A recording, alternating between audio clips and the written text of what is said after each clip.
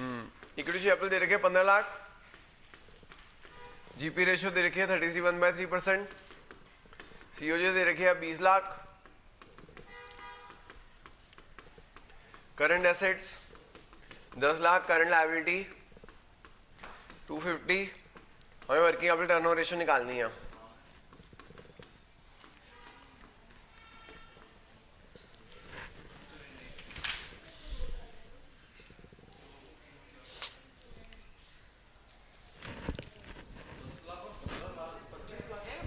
देखो जी, सीओजेस दे रखे 20 लाख, सीओजेस दे रखे 20 लाख, ग्रॉस प्रॉफिट बचो 33% सेल्स है, 1/3 ऑन सेल्स, हाफ ऑन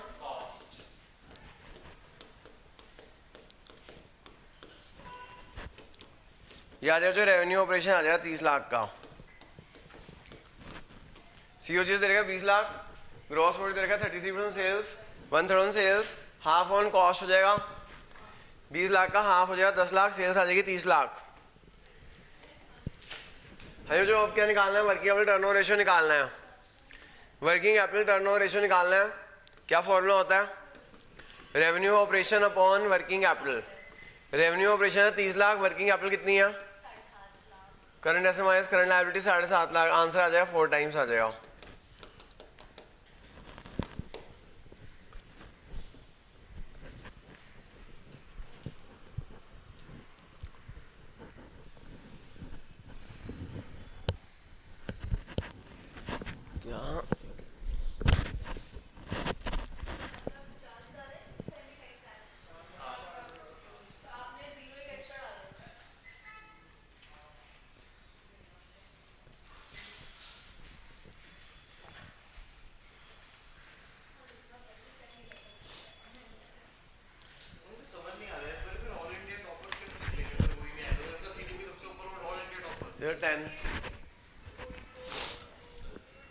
पता नहीं भैया क्या है, समझ नहीं आया हमें अभी तक क्या सिस्टम है।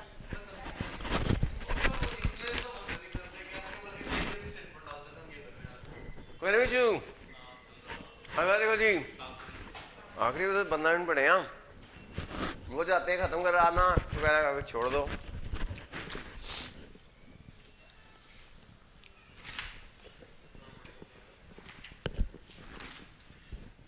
चलो भैया अगला देखो जी, देखो जो अगला है आपका प्रॉफिट, अब है शॉर्ट टर्म सॉल्वेंसी रेशियो, या पहले वो कराते हैं लॉन्ग टर्म सॉल्वेंसी रेशियो। पहले लॉन्ग टर्म सॉल्वेंसी रेशियो, उल्टा चल रहे हैं तो उल्टा ही चलते हैं। लॉन्ग टर्म सॉल्वेंसी रेशियो है बच्चों, लॉन्ग टर्म सॉल्वेंसी रेशियो, जो लॉन्ग टर्म सॉल्वेंसी रेशियो बताती है कि हम लॉन्ग टर्म में लायबिलिटीज टाइम पे पे कर पाएंगे नहीं कर पाएंगे, लॉन्ग टर्म में उनका इंटरेस्ट टाइम पे कर पाएंगे नहीं कर पाएंगे।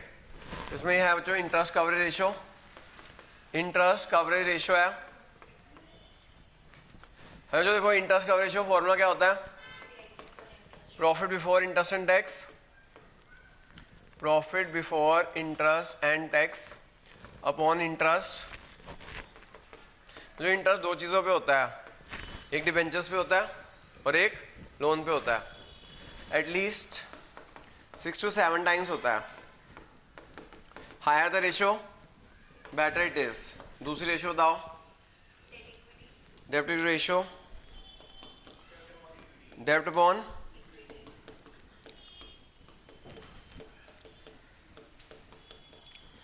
जो डेब्ट का मतलब यहाँ पे नॉन करंट लायबिलिटी भी है और लॉन्ग टर्म डेब्ट भी है। डेब्ट नॉन करंट लायबिलिटी और लॉन्ग टर्म डेब्ट भी बोलते हैं इसको। इसका फॉर्मूला क्या होता है, long term borrowing and long term provisions.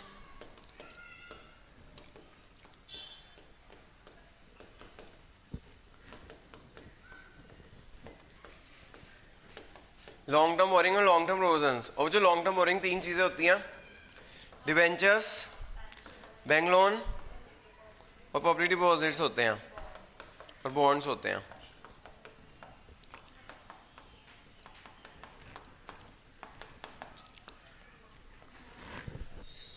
Equity is shareholder fund, equity is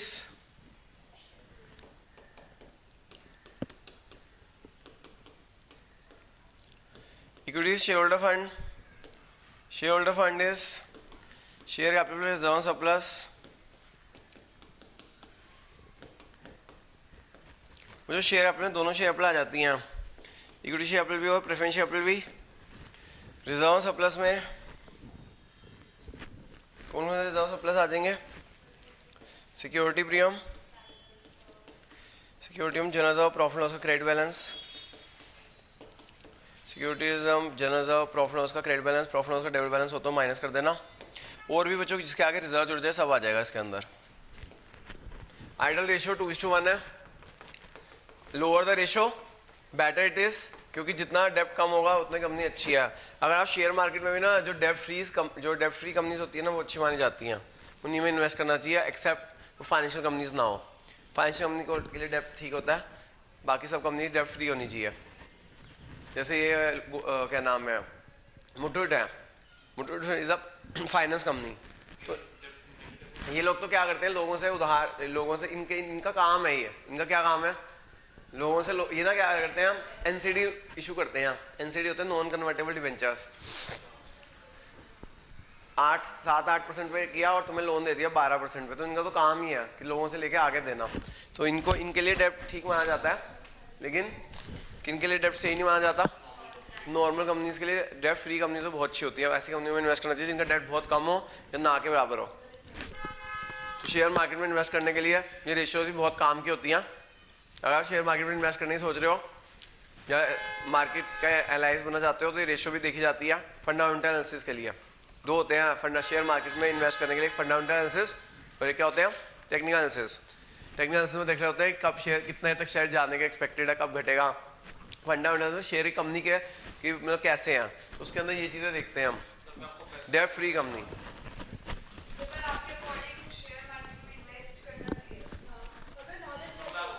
मैं तो क्या है, लोग ना कब इन्वेस्ट करते हैं, जब शेयर मार्केट बढ़ रही होती है, और बेच कब देते हैं? करना उल्टा चाहिए, जब गिर जाए ना, खत्म हो रही हो, ऐसा लगे अब तो दुनिया खत्म, ऐसा लग रहा है अब तो ये शेयर मार्केट खत्म हो जाएगी, तब इन्वेस्ट करना चाहिए। और जब सब खरीद रहे हो तब बेच देना चाहिए। जब टॉप पे लग रहा हो टॉप पे आ गई है तब बेच दो। मैंने अभी किया यही काम। अभी मैडम पीछे अक्टूबर में ना शेयर मार्केट गिरती जा रही थी, मैं हर डिप पे डाल रहा था पैसे। उस डिप के टाइम मैंने ना पहले एक डाला, फिर एक डाला, फिर एक डाला, 3-4 लाख डाल दिए डिप के दौरान। हर डिप पे डाल रहा था, 4 लाख डालता गया। अब बढ़ गई शेयर मार्केट, देखा नहीं जो वो जीता है तीनों स्टेट, जैसे स्टेट जीती बहुत तगड़ी मार्केट आपकी 70,000 क्रॉस कर गया था, थोड़ा सा 5-10-20 पॉइंट कम आ गया, सीधा बढ़ गया। मार्केट ना जो गिरती है ना, तो जो पिछली बार का अप होता है ना उससे ज़्यादा बढ़ती है। फिर मैंने म्यूचुअल फंड में ज़्यादा इन्वेस्ट किया, शेयर तो ऐसे ही मैं थोड़ी बहुत शौक के ले लेता हूँ। मेन तो म्यूचुअल फंड में इन्वेस्ट करता हूँ। म्यूचुअल फंड में तो मेरा होगा 8 लाख होगा, लेकिन 16 डबल हुआ है वो। 8 लाख कॉस्ट है और 16 लाख है मार्केट वैल्यू, वो तो बढ़ती रहती घटती रहती है। हाँ अभी डबल पे 8-16 हो गया।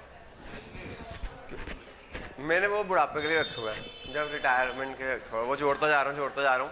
रिटायरमेंट में क्या करूँगा, SWP कर दूंगा।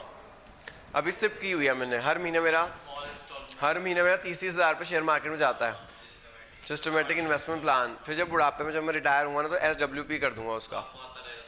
वो थोड़ा जैसा अभी 30,000 जा रहा है ना, तो बुढ़ापे जब क्यूमुलेट हो जाएगा तो फिर SWP कर दूंगा, निकाल दूंगा, सिस्टमेटिक विड्रॉल प्लान।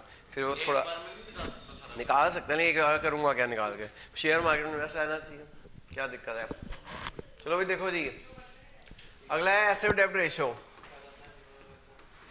एसेट डेब्ट रेशियो मैं तो कहता हूँ तुम लोगों को भी अभी से ना 500 रुपये की सिप खुलवा लो, मिनिमम 1000 रुपये खुलवा लो, 500 से 1000 रुपये की सिप खुलवा लो म्यूचुअल फंड की, कम से कम अभी से खुलवा लेनी चाहिए।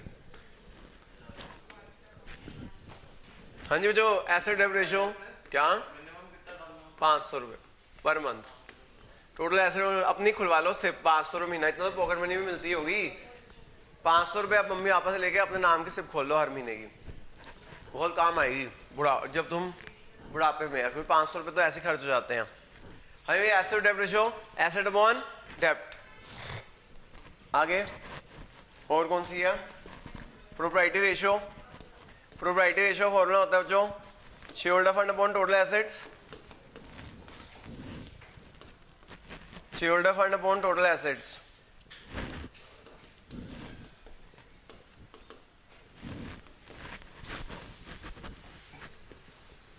Share holder fund upon total assets.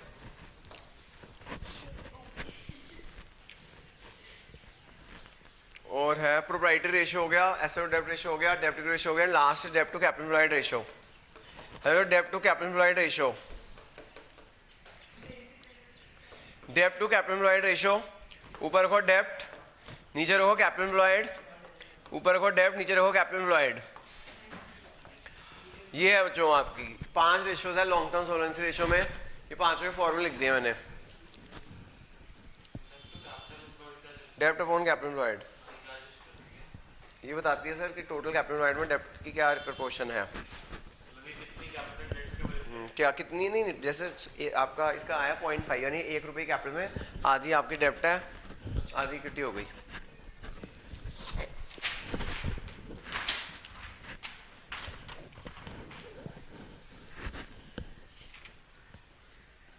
कल खत्म हो जाएगा ना, 1-1.5 घंटे क्लास लेंगे और कल खत्म कर देंगे।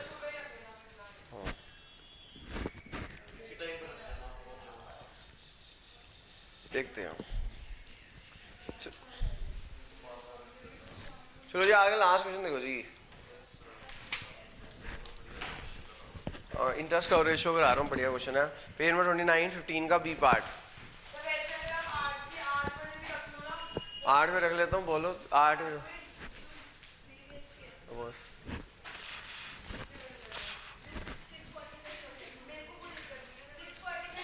नहीं कर पाऊंगा, मैंने बैकअप का टाइम रखा हुआ है 8 बजे तक। अरे मैडम टाइम ओवर में तो पढ़ाना है, तो मैं थोड़ी पढ़ाना है, समझ सकता हूँ। पेज नंबर 29 15 का कल कर लो, कल सुबह सुबह खत्म करा दूंगा जल्दी। कल 10 बजे रख लो, बोलो कल सुबह 10 बजे रखनी है। 10 से 11:30 खत्म हो जाएगा मैडम। चलो अभी और कुछ भी तो पढ़ना है, सबसे सारा अकाउंट हो चुका है। चलो मैडम चलते हैं। मैं बताऊँ आपको, मैंने सारा ना मुश्किल वाला पार्ट करा दिया। अब ये वाला तो करंट रेशियो लिक्विड रेशियो, ये तो आसान वाला पार्ट बच गया बस। चलो अब लास्ट क्वेश्चन तो करो अभी। पेज नंबर 29 15 का बी पार्ट है। पेज नंबर 29 15 का बी पार्ट है। हमें इंटरेस्ट कवरेज रेशियो निकालनी है, इंटरेस्ट कवरेज रेशियो निकालनी है। मैडम अभी थोड़ा इंपॉर्टेंट क्वेश्चन है, बस मुझे एक मौका दो, एक क्लास दे दो, रात को दे दो 8 से 9 चाहे। इसे कहो BSc छोड़ दे, ये अकाउंट्स का पेपर है।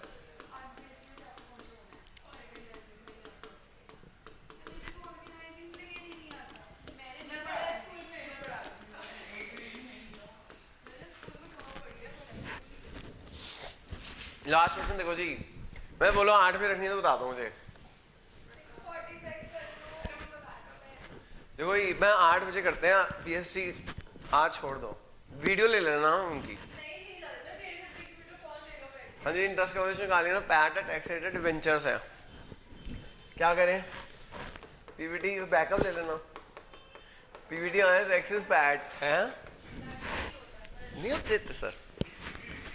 PVT आया टैक्सेस पैट, PVT आया टैक्सेस पैट, मैं देता हूँ। PVT आया taxes PAT, PVT is x, tax rate 30%। मेरे से तो कोई भी मांगता दे देता हूँ बैकअप। PAT is 497। तो उन्होंने टीचर भी तो रखे थे बैकअप के लिए, वो कहाँ गए? तो उनसे ले लेना है, उन्होंने सबके तो रखे थे, इको के भी रखे थे सब। इको भी रखा हुआ है उन्होंने, बैकअप टीचर रखे हुए ऐसे। हाँ जो देखो PVT आया टैक्सेस पैट 100 कर लेना, टैक्स आ जाएगा 7,10,000 आ जाएगा। ये क्या आया? PVT आया, ये आ गया PVT आ गया बच्चों। इसके अंदर ऐड कर देना इंटरेस्ट, क्या ऐड कर देना, कितना इंटरेस्ट है? डिवेंचर्स पे होता है जो 6 लाख का 1200 होता है 72, ये आ जाएगा PBIT आ जाएगा, PBIT 782। अरे जो ये आ गया PVT, इसमें इंटरेस्ट ऐड कर दो PBIT आ जाएगा।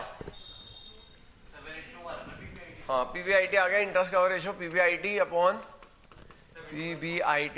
इंटरेस्ट, पीबीआईटी है 782 अपॉन इंटरेस्ट, इंटरेस्ट कितना है 72।